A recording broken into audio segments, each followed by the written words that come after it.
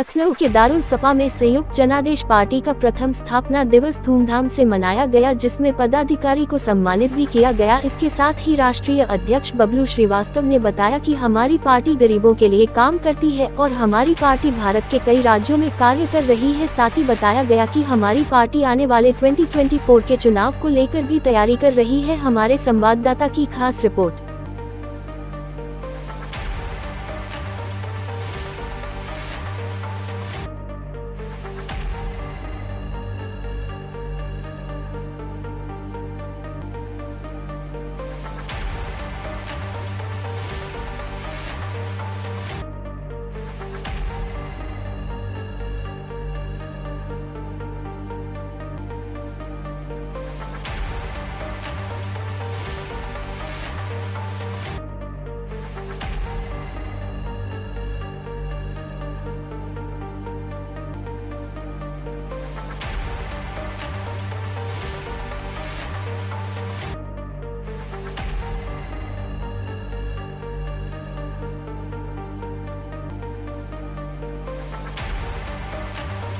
सिंह यहाँ राष्ट्रीय प्रमुख महासचिव और हमारे जो संयुक्त जनादेश पार्टी है उसके साथ हमारा जो गठबंधन हुआ है राष्ट्रीय पार्टी का, मैं यही कहूँगा कि जो देश में गरीबी की हालत और महंगाई की है, सरकार इस पर ध्यान नहीं दे रही है।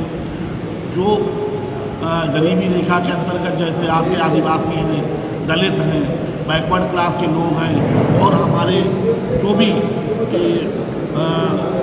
मतलब अन्य समाज के लोग हैं, उनको जो गरीबी की और उसकी महंगाई की परेशानी को जो झेलना पड़ रहा है, इस पार्टी के माध्यम से हम यही कहना चाहेंगे, इस मंच के माध्यम से, कि सरकार इस पर ध्यान दे और सरकार को आगे बढ़ चढ़कर हिस्सा लेना चाहिए और बेरोजगारी को ध्यान में रखते हुए आने वाले 2024 के चुनाव में अगर इस पर ध्यान नहीं देती है तो सरकार को बहुत बुरी स्थिति से गुजरना होगा।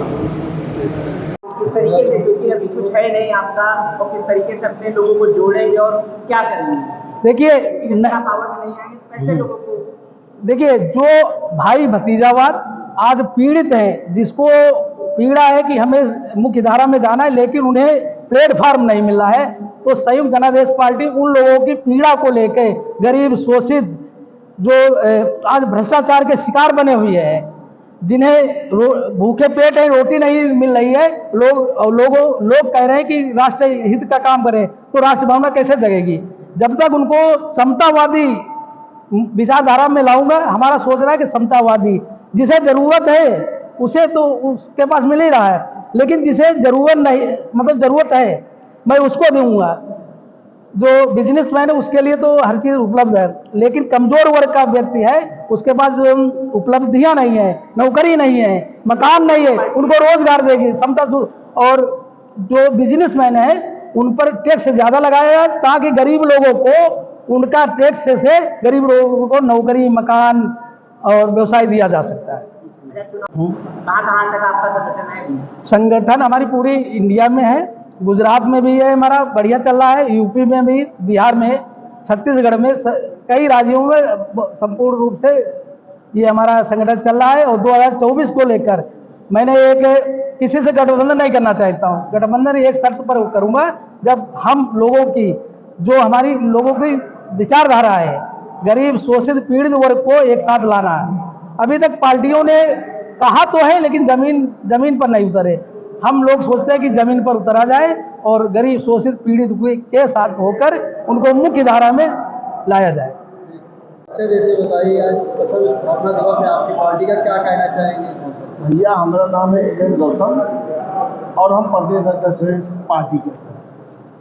देखिए, पार्टी होती है दो में, एक गरीब आदमी, एक अमीर आदमी। तो भैया आज के देश में क्या हो रहा, आप पत्रकारों को कुछ भी चीज़ तो है नहीं। अभी नया हम लोगों ने पार्टी को बनाया है। अब हम इस पार्टी को जब तक मजबूत नहीं करेंगे तब तक कुछ आगे हो नहीं पाएगा। भाई हमें क्या, पूरे देश को पता है कि आज की डेट में क्या हो रहा है, क्या नहीं हो रहा है।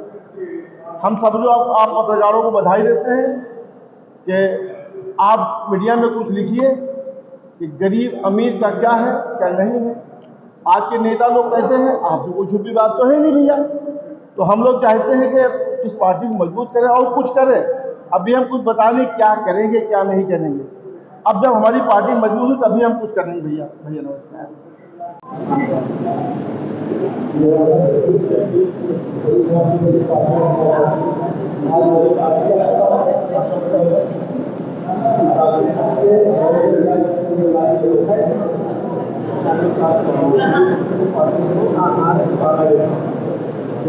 बताइए आपके पार्टी का पहला क्या कहना चाहेंगे? मैं कवलजीत सिंह, संगठन मंत्री हूं संयुक्त जनादेश पार्टी में।